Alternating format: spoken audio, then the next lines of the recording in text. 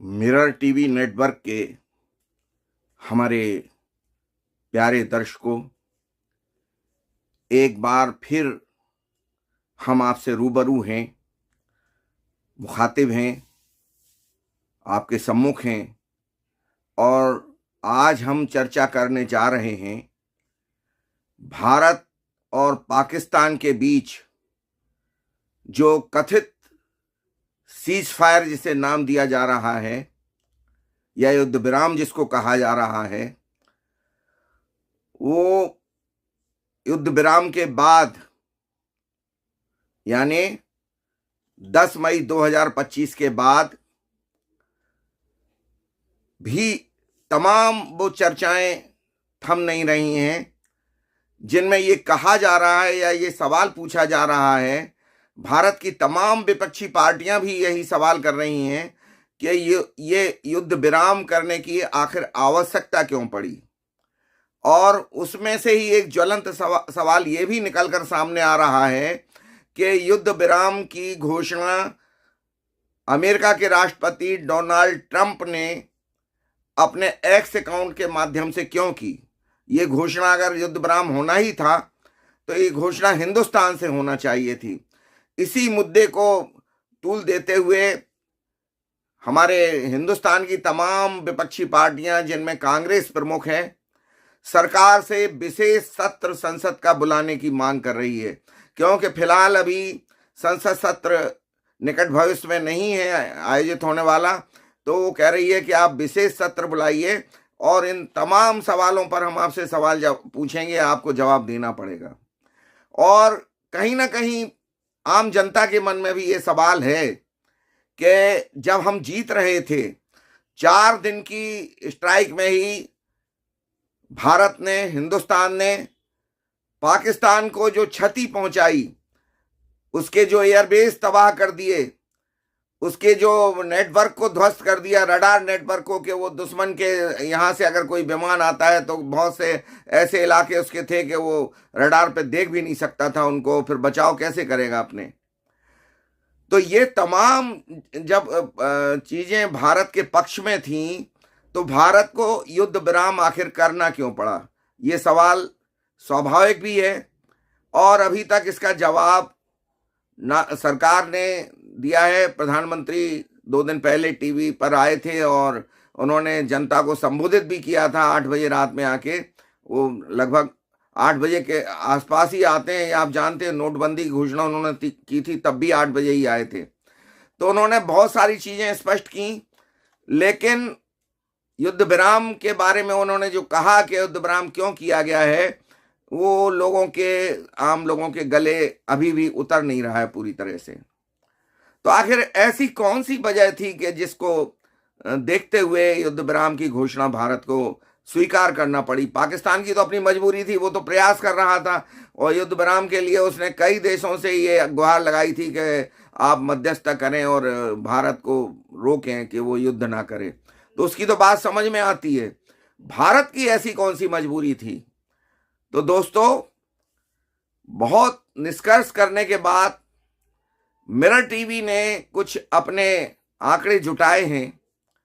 और ये मैं पहले स्पष्ट कर दूं कि जरूरी नहीं है कि वो सत्यता के निकट हों, लेकिन उन्हें विचार करना उन पर बहुत जरूरी है।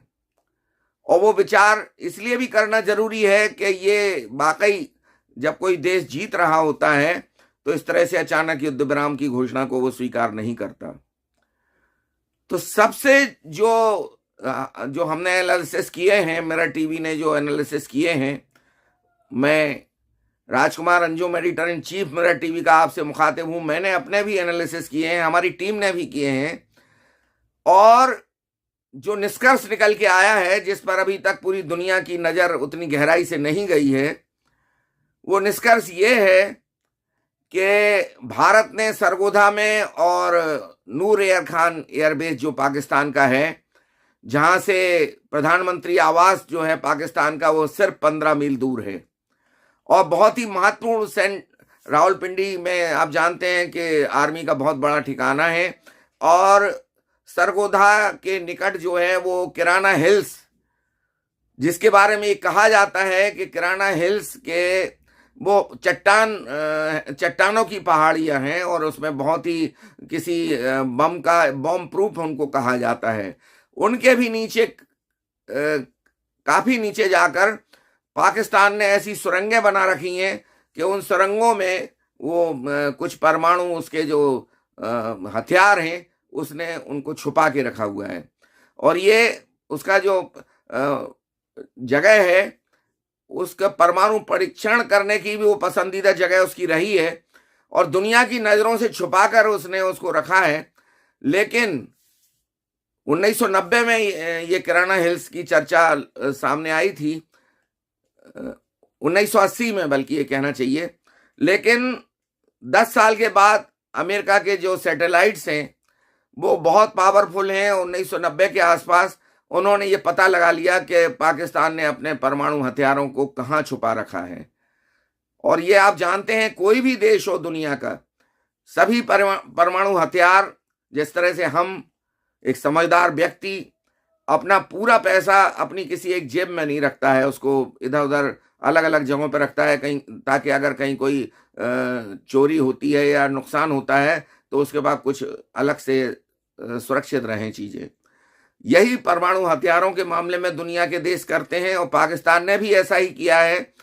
पाकिस्तान ने ज्यादातर अपना परमाणु हथियारों का जो उनका केंद्र था वो किराना हिल्स के आसपास ही था और चट्टानी पहाड़ियों के बीच नीचे जाके उसने सुरंगें बनाई थी।